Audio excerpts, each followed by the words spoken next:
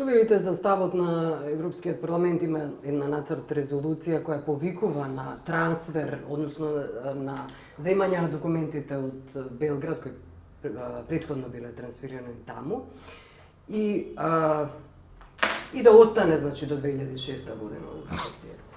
Не, Но околу Белград ме интересува. Мислам дека таа резолуција е предлог на нивните полени, на ВМРО полените тамо, бидејќи е катастрофална во оној дел и е спротивна на ставовите на Советот на Европа, изразени преку Венецијанската комисија. Така што мислам дека таа нема да помине како став на Советот на Европа.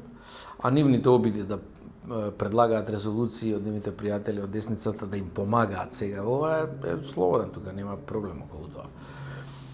Значи, мислам дека идејата за отварање на досијата и генерално лустрацијата до 91 година не е проблематична во основа. Значи, лустрација до 91 година, тоа условно да го речеме Андов лустрација, не е проблематична. Проблематично е тамо посегањето по новинари, невладини организации и тој дел, али во основа генерално таа не ми пречи. Ја поддржавме на почетокот, текстови пишувавме околу поддршката неси. Оваа преку 91 е катастрофа и ја извитоперува целата логика на лустрацијата. Околу Белград? Околу Белград идејата е исто така, во рамките на таа лустрација до 91 година е многу корисно кога би можело да се трансферира досијата на соработниците на КОС, кои евентуално постојат тамо, тоа бидејќи еден дел од соработничката мрежа, кога дојдоа на власт 98 година, ги исчистија своите досија. Ја, например, знам неколку луѓе чии досија сум видел, тие повеќе не се тамо, а беа во власта, беа функционери на таа влада 98 година. Значи, они се ги исчистиле дел од досијата, меѓутоа мислам дека има траги во Белград нивните досија. Дел од нив ги откривме како соработници, бидејќи имаа нивни информации во туги досија, како информатори, оние што со црно што ги прават досијава. Така да видовме дека се високи функционери? Да, некои се високи функционери. Сега во моментов? Некои се академици, да. Сега тука да не зборуваме напамет, меѓутоа ако би ги отвориле досијата на КОС, тогаш таа лепеза би била и баш со задоволство би ја проследиле. Тоа не е проблематично, тоа е во окей. Добро.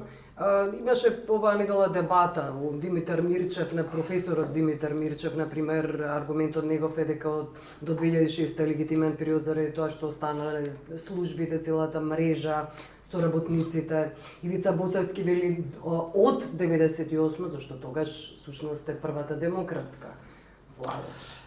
Не, тие двајцата беа и на, како експерти, веројатно провладини, беа и на дебатата на Уставниот суд и беа, вие бевте тамо, беа прилично слаби, беа тотално неубедливи во целата приказна, но тие мораат да си го кажат тоа. Кај Димитар Мирчев не ми е јасно што е неговиот сушен став, дел од неговите написи се контра лустрацијата, сега мора да ја брани владата, па има друг став.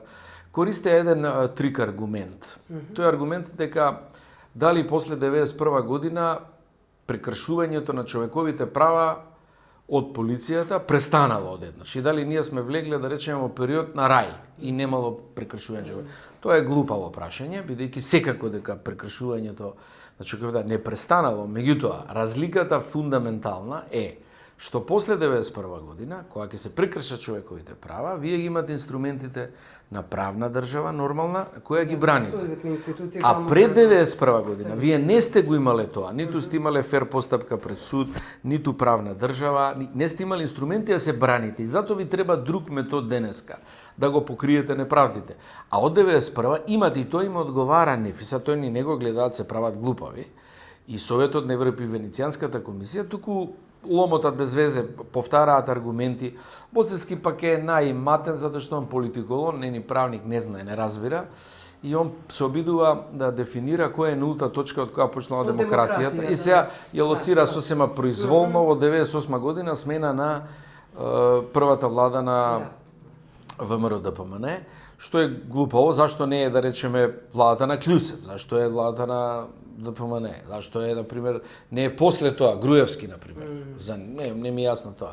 Така да тоа без везе го лоцира колку за муавет. Добро. Анкетната комисија е многу значајна, затворањето, односно незиниот А почеток на работа, особено со јунската одлука дали Македонија добива преговори, еден од условите анкетната комисија, вториот услов е слобода на медиуми, што малку звучи неверојатно како одеднаш би дошло до напредок. Има ли шанси да се формира? Морам да ви кажам, јас не знам исто колку вас сум информиран прилике, ниту се јавувам да прашам, они ако изберат тек член, петиот член, кој треба да биде председатели. Да, тогаш ќе не известат дека треба да се конституира комисијата. Мислам дека владата има еден мотив за брзање. Она сака конституирањето на комисијата, од една страна да го искористи да ја елиминира таа како коментар во јуни, не поради тоа што очекува успех, него поради тоа што неуспехот потоа ќе може херојски, патриотски да го префрли само врз блокадата на Грција.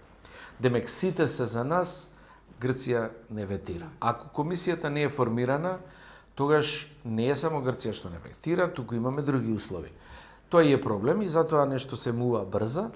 Од друга страна, мислам дека опозицијата не сме да прифати работа со консензус, тоа значи дека ништо не може да се сработи во комисијата, дека нивните пратеници кои се теледиригирани тамо ќе ја блокираат на секоја нормална истрага која комисијата треба да ја заврши. Не знам што се плашат они, да добиеме целосна истрага, да го видиме податоците, јавноста е тука, таа може да види дали комисијата фалсификувала, форсирала, фактите се факти. Не можеме околу фактите да правиме консензус. Ако во салата влегле, на пример, луѓе кои не се вработени обезбедувањето, тоа е факт, зашто околу тоа би се договарале со консензус. Тоа не може да биде нефакт ако со консензус го приме, не било или немало ништо. Тоа е глупаво што инсистираат, не знам зашто, веројатно затоа што се плашат дека извештајот ќе биде негативен за нив, што ќе прават. Па тие све имаат во оваа држава. Они не мора да го сменат, извештајот ќе биде, да речеме, таков како што мора да биде, не мора да го сменат ако не ќе председателот на собранието. Сите инструменти и сите ги имаат, мислам глупаво. Добро, и на крај, ваш став за избор на председател на СДСМ, прилично бурно течеше изборот на кандидати. Вие сте одличен познавач, сте биле и министер во влади на СДСМ. Гледайте, кои се вашите предикции? Видите, СДСМ покажува во целата таа позиција во која беше ставена после резултатот од локалните избори, прилично еден деспаратен, катастрофален резултат и атмосфера која сите ние ја чувствуваме, во една релативно храбра за мене постапка на вистински плурален избор, кој нормално, во логика на својата плуралност, ако не е наместена, носи раздробување. Они мораат, кандидатите, тројца, четворица, колку се, мораат да лобираат доле у база и тоа настанува, кај партијата настанува шок. Меѓутоа, тоа е нешто што не е избежно кога имате реални демократски избори.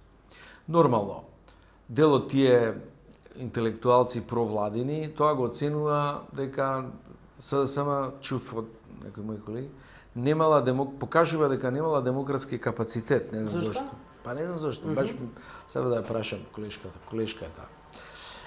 И тоа го кажува, замислете се, што е, ајде, таа тема и така, можеме да дискутираме, дали сакаме или не сакаме. Меѓутоа, тоа го кажува во светло на постоење на владина партија, ВМРО-ДПМН, која не само што нема демократски капацитет, него е најсултанската партија што сум ја видел на овие простори целиот регион. Значи, со апсолутна хиерархија и со мафијашка структура внатре, каде што за грешка ви сечат прст, ве казнуваат, таков тип на структура. И сега во светло на таква партија, вие да коментирате за друга, каква и да е, дека нема демократски капацитет за избор, значи тотален морален распад на вашите критериуми за зборење во јавност. Срамен распад. И се така ние ја проследуваме таа борба. Јас од тој аспект не сакам да го коментирам. Тоа ги оставам нив, нека истераат процес зашто би го коментирал. Покажуваат горе-долу кохеренција во таа голема и прилично хаотична ситуација на избори, да покажете консолидација и посакувам да го изберат. Ние ќе го поддржиме вака од страна тоа раководство. Имате ли фаворит? Немам. Кандидатите? Немам фаворит. Не би поддржале никого јавно? Ја никого, прво никогаш не сум поддржал никого во СДСМ од почетокот. Зашто сега би се мешало? Онака, јас ги поздравувам и им посакувам да ја одржа таа кохеренција во овај тежок вистински избор демократски меѓу Добро, опциите. има дилеми. Потребен е харизматичен лидер таму или потребен е технократ, например? И да ја, кај политички лидер, секогаш мора да има харизма, мора да лепи. Тоа е моје мислење, кај секоја партија. И во таа смисла, лидерските способности бараат обединувачки способности, бараат голем талент за меѓучовечки односи, кои се многу различни во такви партии, и бараат визија како и сила, како да ги сега овој систем, посебно судир со ВМРО, тоа го бара, вие не смеете да ја дуплирате или да жалите и да плачете што не сте ВМРО ДПМН и да сакате да станете ВМРО ДПМН кој ќе дојдете на власт. Значи, бара, имате многу тешка ситуација, мора да промовирате поинаква практика, тоа бара сериозно лидерство. Препознавате ли таков лидер? Сега вие ме влечете натака, јас ќе избегнам, ќе прескокнам. Харизматичен, онака како што го представивте, како што го профилиравте. Не, нема да ви дадам коментар за тоа, само ќе им посакам среќа да изберат нов лидер. Благодарам што ви. Хvala, јас.